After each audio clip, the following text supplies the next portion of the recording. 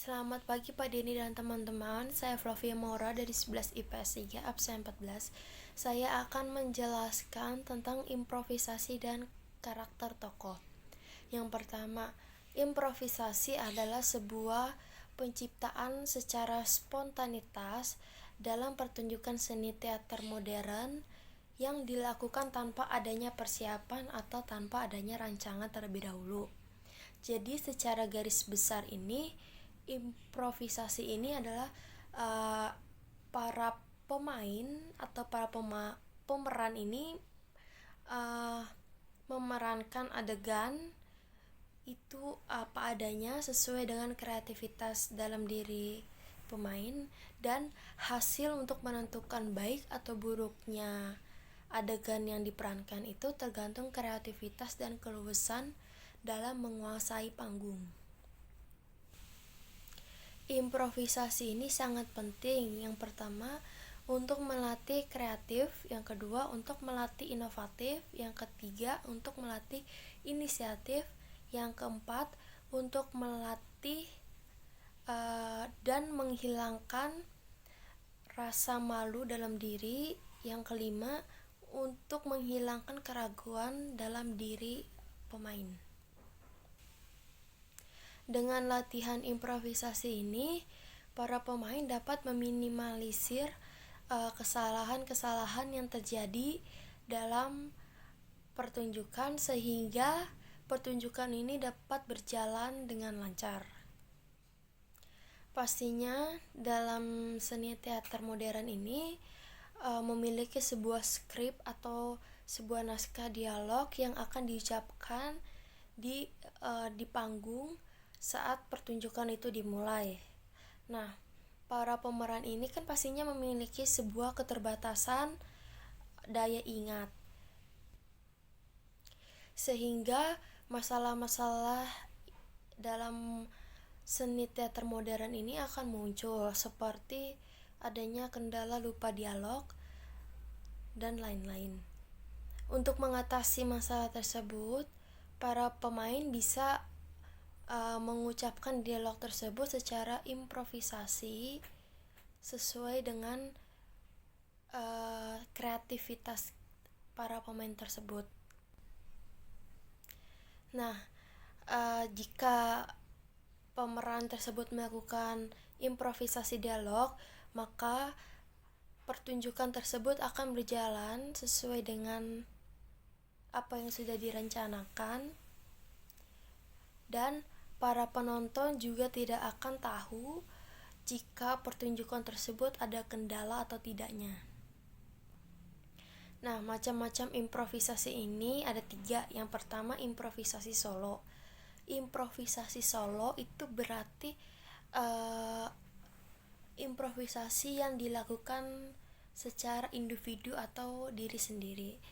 Nah, ciri-ciri improvisasi solo ini adalah tidak memiliki naskah atau skrip dialog, terus tidak adanya persiapan, tidak adanya sutradara yang menyutradarai, dan akan cenderung tidak ada hubungan timbal balik dalam pertunjukan tersebut karena pemain secara individu itu menguasai seluruh keadaan panggung tersebut.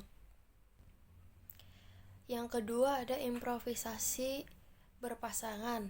Kalau improvisasi berpasangan ini improvisasi yang dilakukan dengan lawan bermain dalam pemeran pertunjukan tersebut.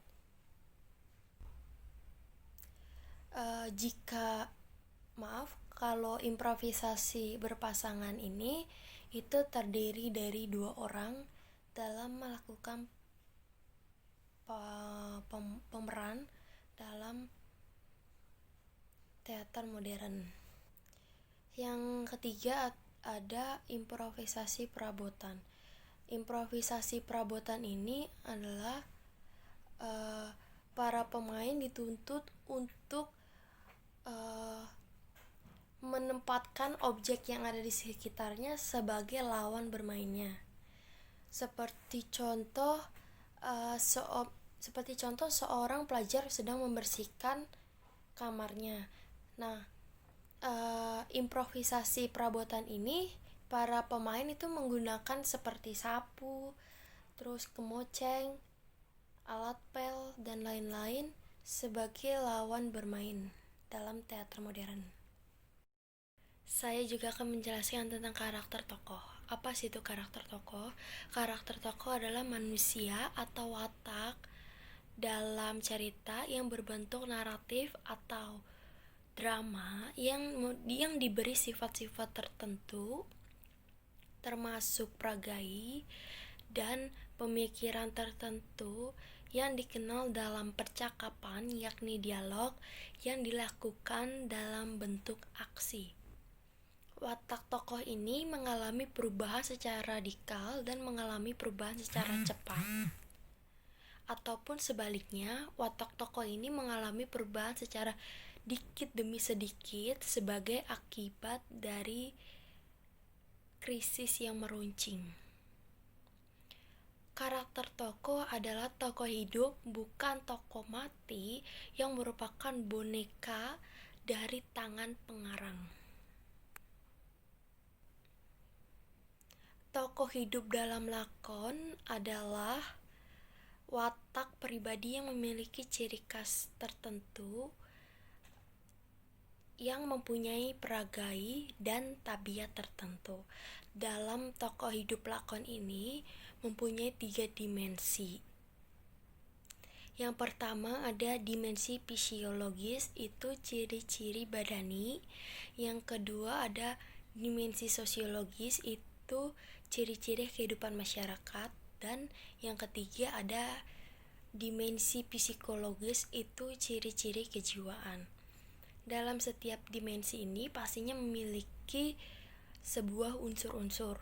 Yang pertama itu ciri-ciri badani yang mencakup unsur-unsur ciri-ciri wajah, ciri-ciri postur tubuh, usia, jenis kelamin, dan keadaan tubuhnya. Ciri-ciri kehidupan masyarakat ini mencakup unsur-unsur pekerjaan, peranan dalam masyarakat, status sosial, aktivitas dalam masyarakat, pekerjaan, jabatan, kepercayaan, agama, keturunan, status sosial, suku bangsa, kewarganegaraan. Yang ketiga, ciri-ciri kejiwaan ini mencakup kecerdasan, keahlian, temperamen, kecakapan dalam bidang-bidang tertentu. Misalnya, contoh tokoh yang paling terpenting dalam lakon di hidup kita adalah seorang wirausahawan. Nah, dari sini kita harus menjelaskan bagaimana agamanya, status sosialnya bagaimana, peranan di masyarakatnya apa, sudah mempunyai keluarga atau belum, jenis kelaminnya berapa, usianya berapa, ciri-ciri wajahnya bagaimana, ciri-ciri postur tubuhnya bagaimana, keadaan tubuhnya bagaimana, keagamaannya apa motivasinya, apa hobinya, pekerjaannya apa, peranan dalam masyarakat itu apa, suku bangsanya itu apa, dan keturunannya itu apa. Terima kasih.